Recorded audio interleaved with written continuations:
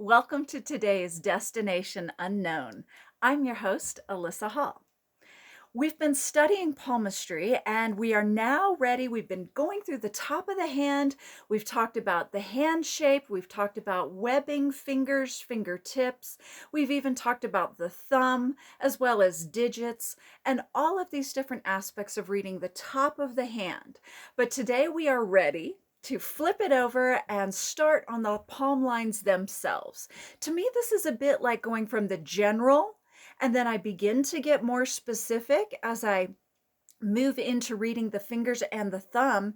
But then when we get to the palm lines themselves, that's when we really begin to see a very distinct reading come through for the personage. So I start with the lifeline first. That's my technique. The lifeline, the most important thing that I can convey, and I say this to every single person when I read their lifeline in a palm reading, is I clarify that there is nowhere on their palm which will tell me how long their life will be. So the lifeline itself is not a measure of your longevity or how long you're going to live.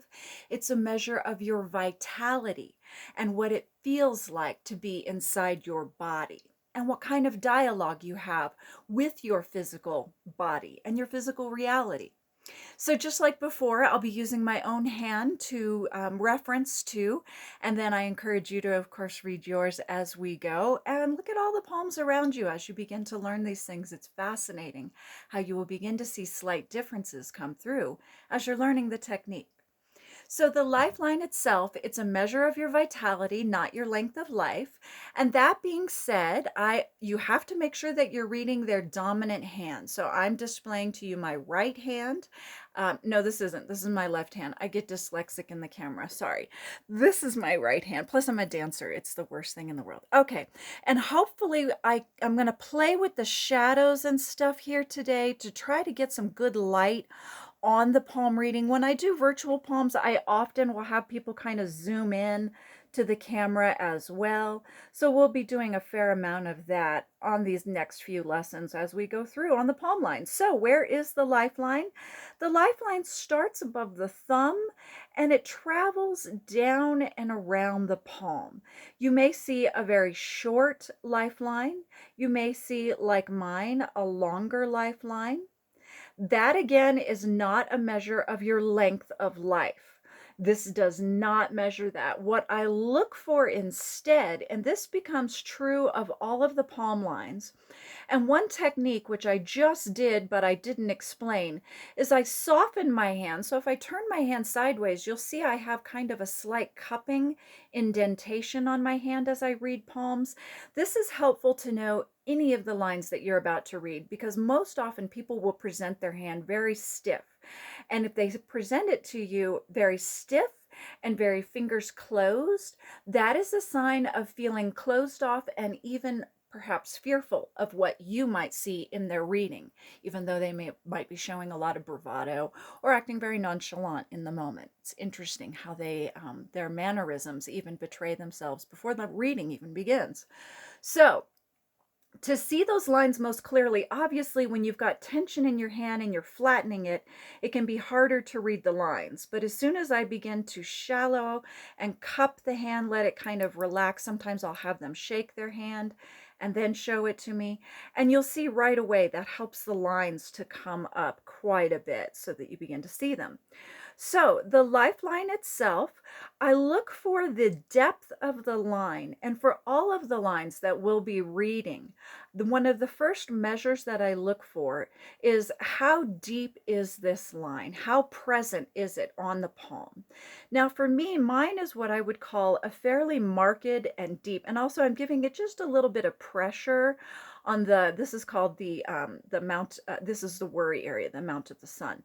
And so we'll be getting to that.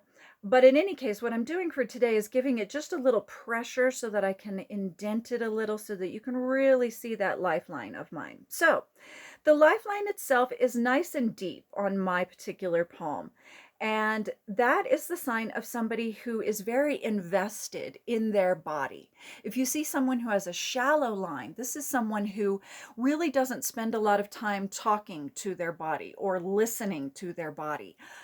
Those are people who probably aren't really attuned to what's going on until the pain factor really hits them. That's kind of a sign. Or they just have so much pain going on in their body. Sometimes you will also see that a shallow line because they've had to pull back on the dialogue that they have with their body because it is so intense if they've dealt with chronic pain or something like that throughout their lifetime. So the depth of the line itself is the first thing I read. So this one is a nice deep line that tells me this is someone who's fully invested in that dialogue with their body. And backstory on me is I'm also a dancer. So this very much betrays the fact that I constantly have a dialogue with my body. I couldn't not after over 40 years of dance training. It's part of me. And so that comes through very clearly. It's worth talking about for a moment in our palm reading to clarify that a palm reading is really a way of showing you what you look like right now to yourself, to the world. In other words, future casting. So when you look at future events or try to determine what they might become on the palm as you're looking at it in the here and now is very vague. And the reason for that is our palm lines change. So they don't get up and like move around the palm and come back again kind of change, but they will get deeper. They will get more shallow. They will lengthen. They will stunt. They will begin to do these different sorts of changes as you watch palms, specifically any of your own or anyone who you watch regularly. They change about every 6 months to a year. So the changes are very slow and gradual, and they're the kind of things that you can kind of tune in almost as a birthday kind of moment if you wanted to give yourself a palm reading every birthday to kind of see what energy are you investing in different areas, where has it shown up in your palm, and what has changed? Where have you taken energy away from? Where have you put more of it? But that's an aside. Let's get back to our lifeline. So my lifeline is nice and deep. That shows someone who's talking to their body regularly and has a very strong dialogue with their body. The next thing I look at is whether or not the line itself is it connected? This is the head line that we'll be reading next palmistry lesson. And I look to see if whether the lifeline and the headline are joined, and you can see mine shows what's called braiding.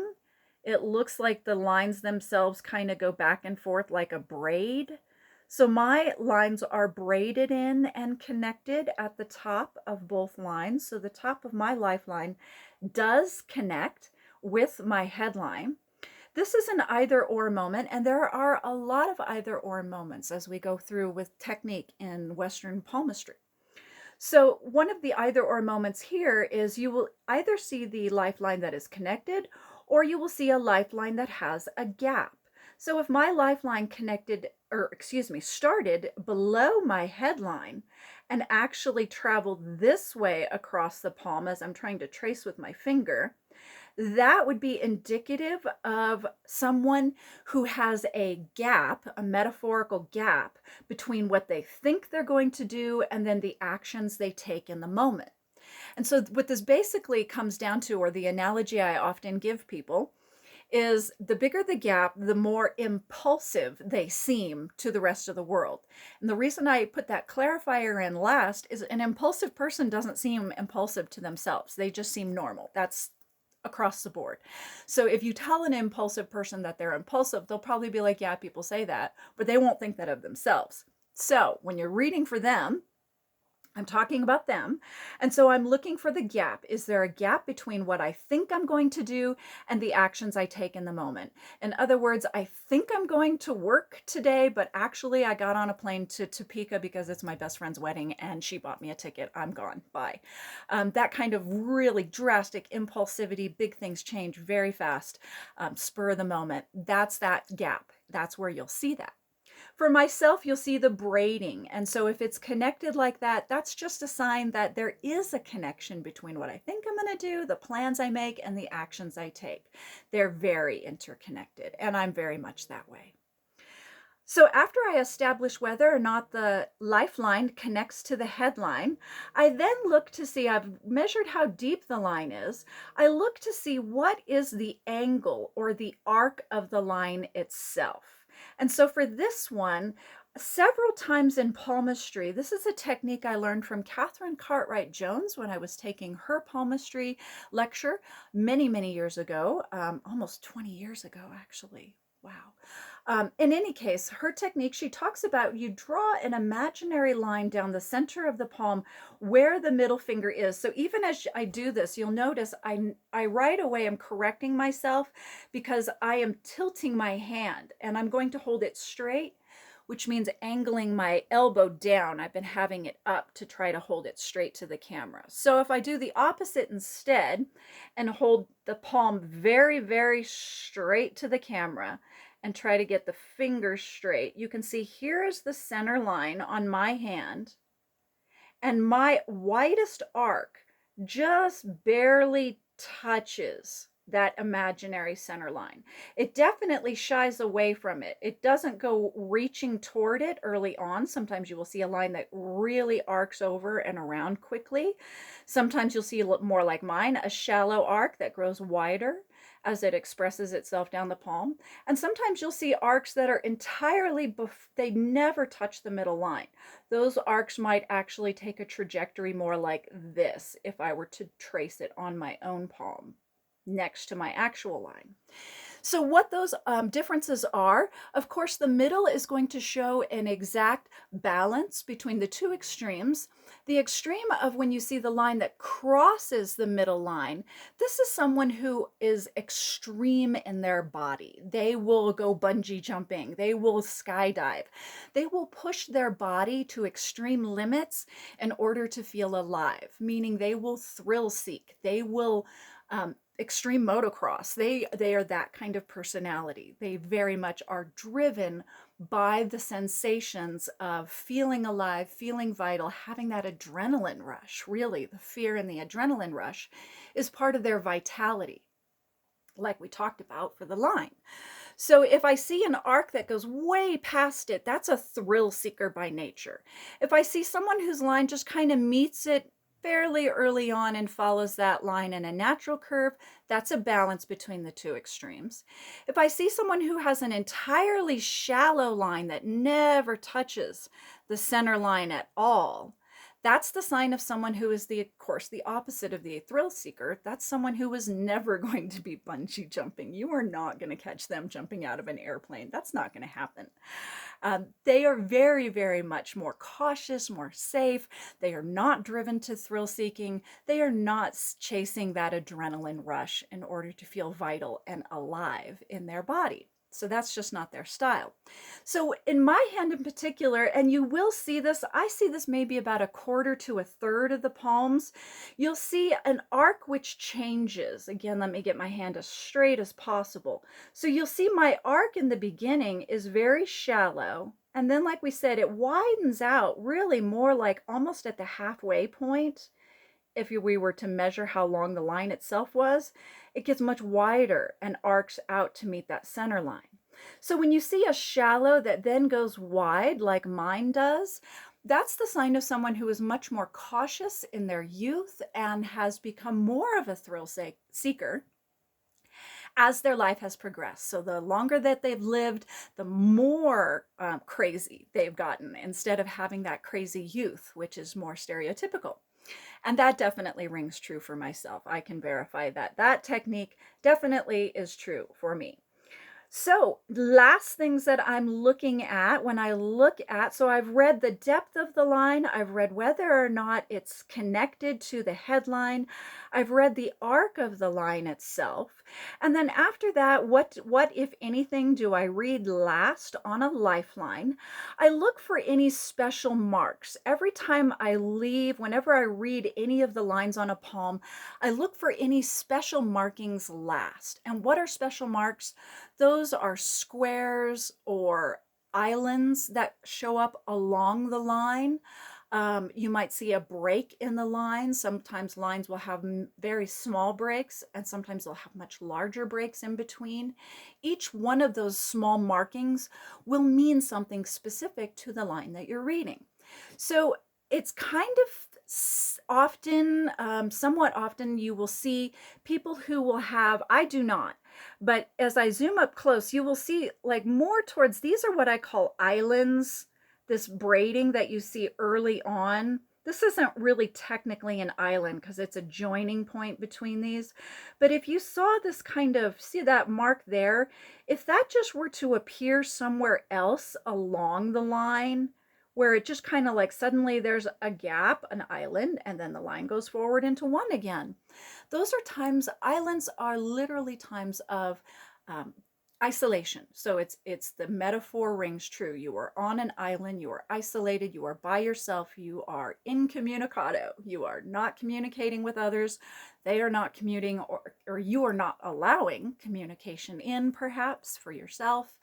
So if we see that particular marking show up, an island on the lifeline where it measures vitality, that can literally be a time where we have had to go isolated or inward. It can even be a medical issue if something has caused a medical isolation for a point in a person's life and it was significant enough to show up in the poem.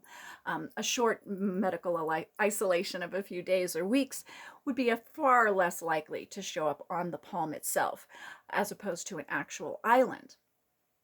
So another, if I saw a square, which are much, much rarer to find on the lifeline, if I see squares more often in this area of the poem, they'll be in the worry line, which we will get to in one of our later lessons.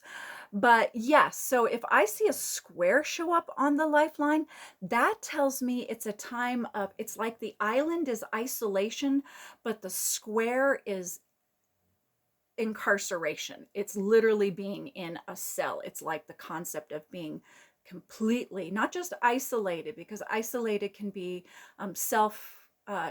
something that we seek for ourselves. But incarceration, the square itself, usually has to do more about involuntary isolation that we have to go through. So sometimes, very rarely, that is another marking that shows up, is the square on the line itself. And so after that, I've pretty much gone through everything. I've read the depth. Oh, one last final one. That's right. Oh gosh, this was a long lesson. We'll wrap it up fast, guys. So I have to get really close to see if you can see this, and I have to cut my hand a little bit. But do you see how I have all these little feathery lines that are kind of pointing up to the headline? This is the headline. And sometimes you will see these little feathery lines show up in a poem. They might be pointing up, they might just be pointing down, or they might be crossing the line entirely. All of those little tiny feathery lines are thought to be pulling strength away from the line. So what would pull strength away from the line in a vitality sense? For me, one technique, and this is entirely my technique, I give it to you, see if it works. For me, it's worked great for the last couple decades, but it's something I came to completely on my own. When I see the feathery marks coming off a lifeline and pointing towards the headline, that's the sign of someone who has repeated problems towards the headline. That means problem headaches. Could be tension headaches, could be migraines, could be a side effect of some sort of condition that they carry, but it pulls at their vitality regularly. Not enough to actually pull strength from the entire line, but yes. So what does it mean if we see those same feathery marks going down instead of up? Those are gut issues. So those are people who are going to have ulcers, stomach problems. They take their stress and they put it in their gut. People like myself take stress and we put it up in the head level and deal with it that way. So thank you again for joining me today.